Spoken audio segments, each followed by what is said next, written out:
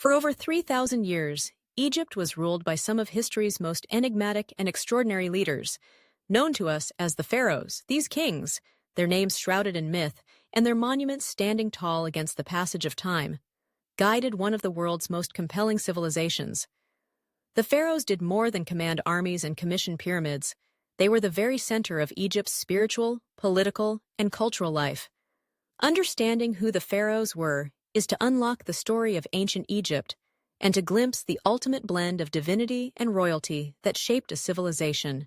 The term pharaoh itself comes from the ancient Egyptian word per-ah, or great house, a reference initially not to the person, but to the royal court or palace.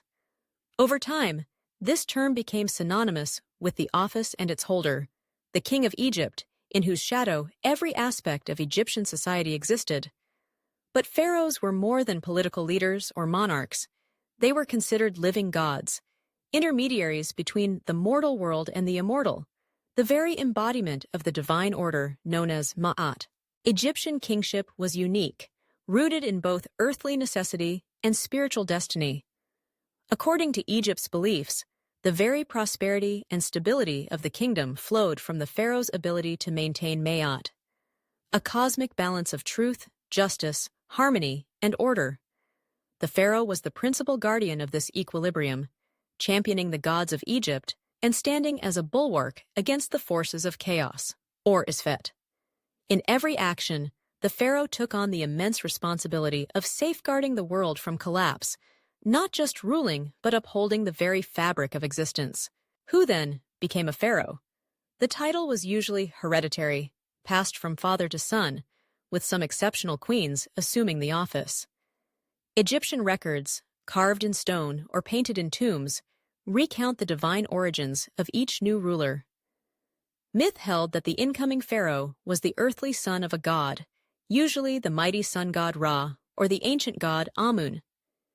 Each new reign began with elaborate rituals, legitimizing the monarch's place in the unbroken chain stretching back to the mythical first king, the god Horus.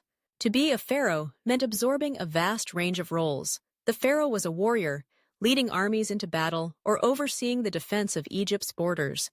The pharaoh was a high priest, officiating at the most important religious ceremonies, praying on behalf of the people, and mediating with the gods in the sacred sanctuaries of great temples along the Nile. The pharaoh was lawgiver and judge, setting down edicts, resolving disputes, and ensuring that justice was done in accordance with Ma'at. Much of our knowledge about individual pharaohs comes from the monuments they left behind. Immense temples such as Karnak and Luxor were expanded by generations of kings, each adding their name to the stones. Pyramids, the eternal tombs of the Old Kingdom, stand in mute testimony to the ambition and religious devotion of their builders. Hieroglyphic inscriptions recount histories, now sometimes fragmentary, of flourishing reigns and turbulent interludes. These texts immortalize names such as Khufu, who erected the largest of the pyramids at Giza, Hatshepsut, the powerful queen who ruled as king in her own right, Akhenaten, the radical who dared to challenge the ancient gods, and Ramses II, the great ancestor who secured Egypt's borders and constructed monumental temples that awe us to this day. We often imagine pharaohs wreathed in gold. Their regalia are indeed among the world's most dazzling. The pharaoh's insignia included the double crown, symbolizing mastery over Upper and Lower Egypt, the crook and flail, signs of kingship and fertility, the cobra Urius cobra on the brow, a magical guardian of royal power. The pharaoh's tomb was a treasury for the afterlife, and the golden death mask of Tutankhamun, unearthed in 1922, embodies that fusion of splendor and belief in eternal life. But for all their grandeur, the daily life of the pharaoh demanded constant negotiation with powerful forces at court. The king presided over a complex bureaucracy, staffed by officials, priests, and scribes. Could a single individual truly command so vast a country?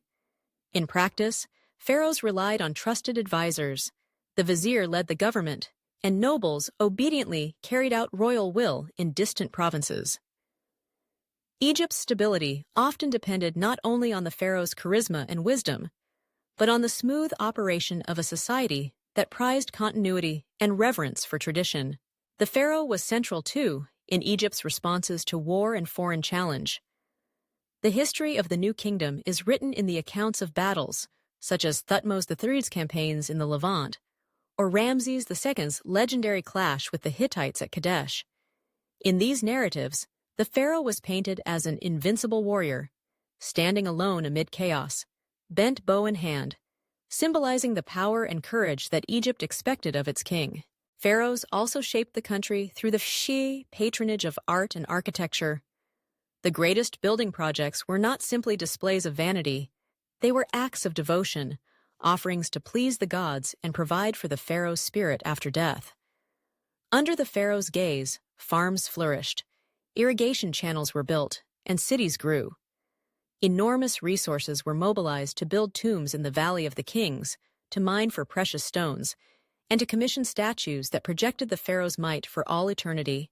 Beneath this pageantry, however, ran the real pulse of kingship, the relationship between the pharaoh and the people. Though isolated by ceremony and divine claims, pharaohs could not rule without popular support. When the Nile failed to flood and famine stalked the land, the people looked to the pharaoh for rescue, sometimes with adoration, sometimes with suspicion. Periods of weak or ineffectual rule, when pharaohs lost touch with the realities of their subjects, brought about political turmoil and suffering. Across 3 millennia, the nature of the pharaoh and his, or her, power shifted with changing dynasties and external influences. Early dynastic rulers were semi-divine, and their absolute authority was rarely questioned. During the Middle Kingdom, the pharaoh became a shepherd king, focusing on the well-being of his flock. The New Kingdom pharaohs expanded Egypt's reach, projecting their image across conquered lands and integrating foreign influences into Egyptian court life. Yet even the power and prestige of the pharaohs would eventually wane. During the late periods of Egyptian history, pharaohs found themselves coping with internal strife, powerful priesthoods, invasion by Libyans, Nubians, Persians, and, eventually, Greeks. The advent of Alexander the Great and Ptolemaic rule marked the twilight of native pharaonic leadership. When Cleopatra VII famously fell to the might of Rome, Egypt's last pharaoh was gone, and the age of the god-kings ended. Nevertheless, the legend of the pharaohs endures.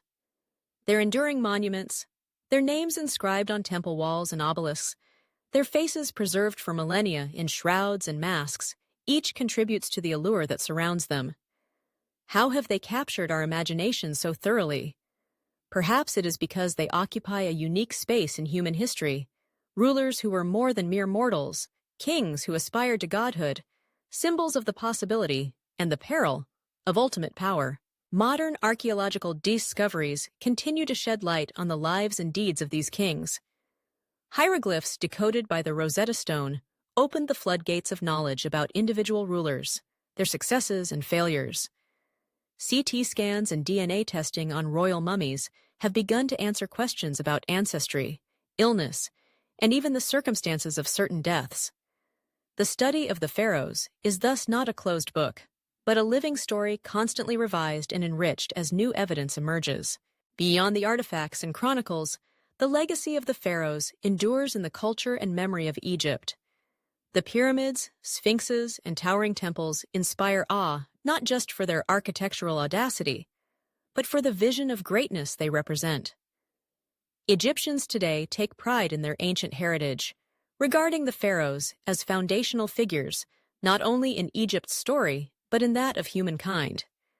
Even outside Egypt, pharaohs symbolize the allure of ancient wisdom, kingship, and the tension between humanity and divinity. What, finally, is the lesson of the pharaohs? Their story is one of remarkable achievement, of building, commanding, believing on a scale seldom matched in history. But it is also a tale of limits. Even god-kings were not immune to the tides of fortune, the caprice of nature, or the ambitions of rivals. To be a pharaoh was to be both the ultimate ruler and, inevitably, a human being, vulnerable to mortality, sometimes glorious, sometimes tragic. The ultimate power of ancient kings lies not only in their crowns and palaces, but in the stories that have outlasted them, The pharaohs, enigmatic, majestic, relentless, remind us of the extraordinary heights and the profound burdens of kingship and aspiration. Their lives were lived at the intersection of the imaginable and the eternal, guardians of a world defined by the river Nile, by the rhythm of the cosmos, and by the hope that divine favor and human resolve could build something to last forever. In the vast silence of the Egyptian deserts, amid the stones that once watched over kings, their memory lives on, a testament to what humanity can dream, accomplish, and strive to understand. The pharaohs ruled as the beating heart of an eternal Egypt, and their legend continues to fascinate, challenge, and inspire all who seek to understand the mysteries of ancient power.